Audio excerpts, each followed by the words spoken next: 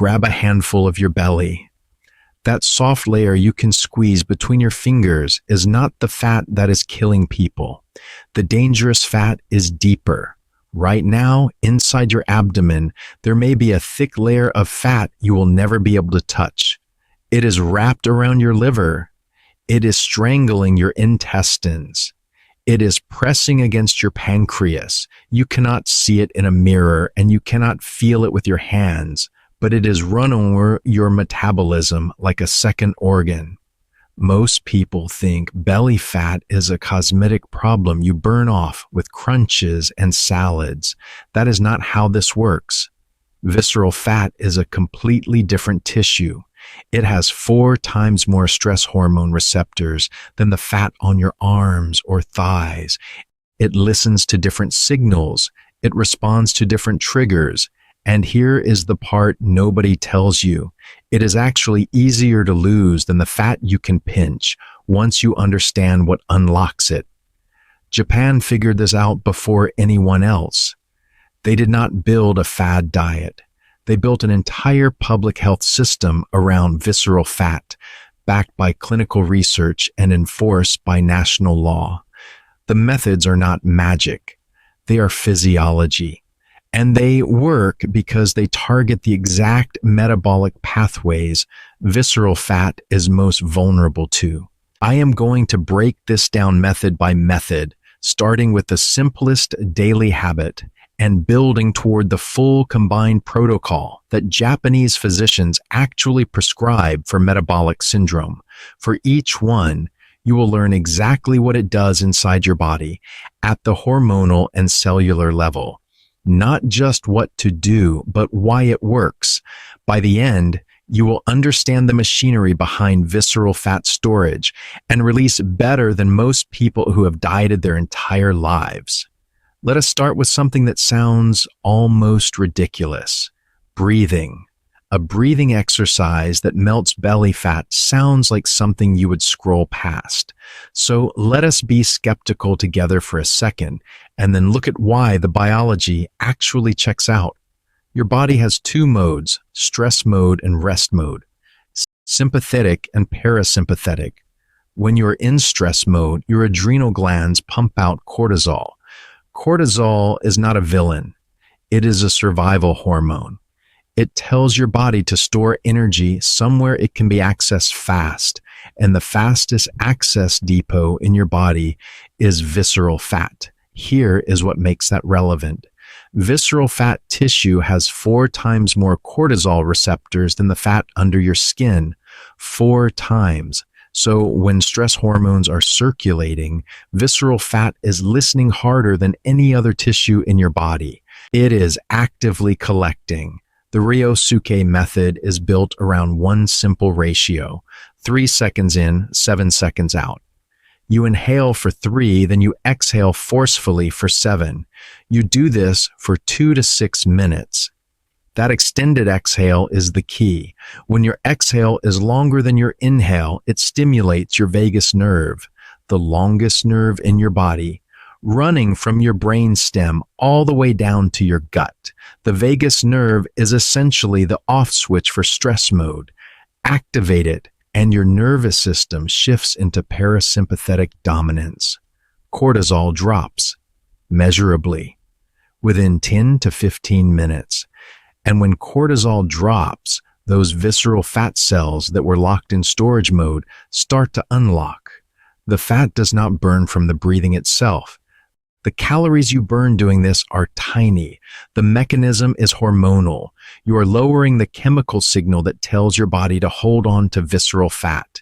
You are removing the padlock. A Japanese actor named Miki Ryosuke stumbled onto this when he was doing breathing exercises for back pain. He reported losing 13 kilograms and 12 centimeters off his waist in about 7 weeks. That is one person, not a clinical trial. But it got researchers interested, and the physiology behind it holds up. There is a second benefit most people miss. That forceful exhale recruits your transverse abdominis, the deepest muscle in your core. It wraps around your midsection like a built-in corset. Strengthening it does not burn the fat, but it does tighten the wall that holds everything in, which is why waist measurements can drop before significant fat loss even shows on a scan. So the breathing works on two tracks. It lowers the hormone that locks fat in place, and it tightens the muscular wall around it. Not magic, mechanics. But cortisol is only half the equation. The other half is how much you eat. And the Japanese solved that problem centuries ago without ever counting a single calorie. In Okinawa, there is a phrase people say before every meal, harahachibu. It means eat until you are 80% full. That sounds like folk wisdom, but it exploits a very specific flaw in your satiety system.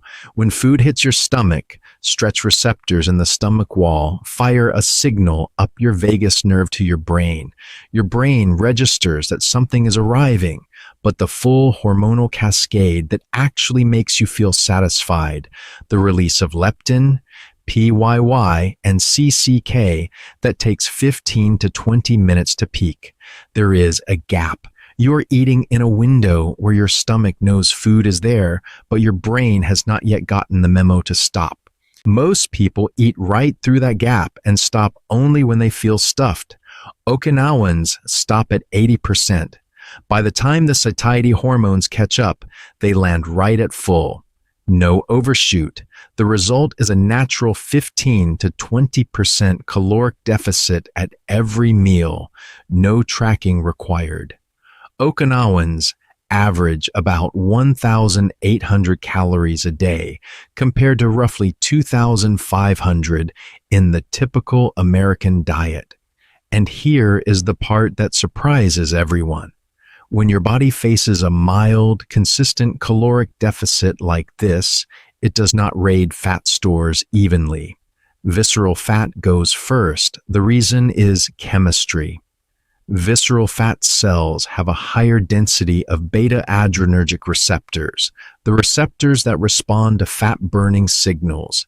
They are more sensitive to mobilization hormones than subcutaneous fat is. So your belly shrinks before your arms or legs do. That is the opposite of what most dieters expect, and it is exactly what the research shows. Okinawa has the highest proportion of centenarians on the planet and some of the lowest rates of metabolic syndrome anywhere in Japan. This is not a diet trend. It is a population-scale demonstration of what mild caloric restriction does to visceral fat over a lifetime. So now you have two levers. Cortisol is dropping. Caloric intake is naturally reduced. The fat cells are unlocked and being mobilized. But those freed up fatty acids need to go somewhere. They need to be burned. And this is where the Japanese relationship with daily movement becomes critical. Japanese adults walk an average of 6,500 to 7,000 steps per day. Americans average somewhere between 3,500 and 5,000. That difference does not come from willpower. It comes from infrastructure. Train stations that require walking, cities designed around foot traffic, a daily life that builds 30 to 90 minutes of low-intensity movement into the structure of the day. This kind of movement has a name. Non-exercise activity thermogenesis, or NEAT. It is every calorie you burn through movement that is not formal exercise, fidgeting, walking, standing, carrying groceries, climbing stairs. NEAT accounts for 15 to 50% of your total daily energy expenditure. That range is enormous, and it is the single most variable component of your metabolism. Here is why walking specifically matters for visceral fat. When your muscles contract at a low, steady pace, they pull glucose out of your blood through transporters called GLUT4. That glucose uptake means your pancreas does not need to release as much insulin, and insulin is the master switch for visceral fat storage. Insulin activates an enzyme called lipoprotein lipase in visceral fat tissue, which grabs fatty acids from your blood and stuffs them into fat cells. Keep insulin high, and your visceral fat keeps growing. Keep insulin low through steady daily movement, and the storage signal quiets down. There is an irony here. Intense gym workouts spike cortisol, that same stress hormone we just talked about. 90 minutes of hard training can elevate cortisol for hours afterward, and that cortisol tells visceral fat to hold on. Consistent low-level walking does the opposite. It lowers cortisol while also lowering insulin. Two hormonal signals shut down at once just from walking. Everything up to this point has been about removing the brakes, lowering cortisol, reducing caloric intake, keeping insulin quiet. But the traditional Japanese diet goes further. It actively attacks visceral fat through three distinct biochemical pathways. The first is soluble fiber: seaweed, natto, root vegetables. These foods are fermented by bacteria in your gut into short-chain fatty acids, particularly one called butyrate. Butyrate travels to your liver and suppresses a process called de novo lipogenesis. In plain terms, it tells your liver to stop making new fat. For every additional 10 grams of soluble fiber you eat per day, visceral fat accumulation drops by nearly 4% over 5 years. The traditional Japanese diet contains roughly 70 grams of fiber daily. The typical Western diet has about 15. The second pathway is omega-3 fatty acids. The traditional Japanese diet includes fatty fish about 3 times a week. Omega-3s reduce two inflammatory molecules called TNF-alpha and IL-6. This matters because visceral fat itself produces these molecules. It is not just sitting there storing energy. It is acting like a gland, pumping out inflammatory signals that tell your body to store even more visceral fat, a feedback loop. Inflammation drives fat storage. Fat storage drives more inflammation. Omega-3s cut that loop. The third pathway runs through fermented foods: miso, natto, pickled vegetables. These shift the balance of bacteria in your gut toward a profile associated with lower visceral fat in study after study. Your gut microbiome is not a bystander in fat storage. It is an active participant, and what you feed it determines which signals it sends. So the Japanese diet is not one mechanism. It is 3, running in parallel, each one targeting a different node in the visceral fat network.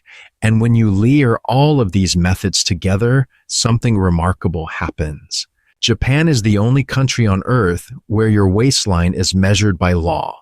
Since 2008, under what is informally called the Metabo Law, every adult between 40 and 74 gets an annual waist measurement. Men over 85 centimeters and women over 90 are flagged for mandatory lifestyle intervention, not medication, lifestyle, breathing, walking, dietary shifts. The clinical data from this program shows an average 12 to 18% reduction in visceral fat area within 12 weeks of combined intervention. And the results are compounding, not just additive. Cortisol reduction unlocks the fat cells. A mild caloric deficit mobilizes them. Daily walking burns the freed fatty acids, and a fiber-rich, omega-3 heavy, fermented food diet prevents them from being restored. 4 mechanisms, 4 targets, 1 integrated system. In the first 5 years of the program, Japan reduced its national metabolic syndrome rates by 10 to 15%. No other country has achieved anything close to that because no other country treats visceral fat as what the science says it is, a public health emergency on par with smoking. Think about what you walked in with, The idea that belly fat is a willpower problem, that you need to crunch it away or starve it into submission, that is not what visceral fat is. It is a signaling problem. Your body stores it and releases it based on hormonal instructions, and every method we just covered targets a different node in that same instruction chain. 2 to 5 minutes of extended exhale breathing to lower the cortisol that locks visceral fat in place. Eating to 80% full to create the mild deficit that mobilizes it first. 7,000 steps woven into your day to keep insulin low enough that your body stops stuffing fatty acids back into storage. And a dietary shift towards soluble fiber, omega-3s, and fermented foods to break the inflammatory feedback loop that visceral fat uses to perpetuate itself. These are not 4 separate tips. They are 4 points of intervention on one biological pathway. That is why Japan built an entire public health system around them. That is why the clinical data shows compounding results when they are combined. Picture your abdomen again, the liver encased, the intestines wrapped, the pancreas compressed. That fat is not just sitting there, it is signaling. It is inflaming. It is recruiting more of itself. But now you know what it responds to. You know the hormones that feed it and the specific levers that shut those hormones down. Most people will spend their entire lives treating visceral fat like a character flaw. You now understand it as machinery. And machinery, once you can see the gears, can be operated.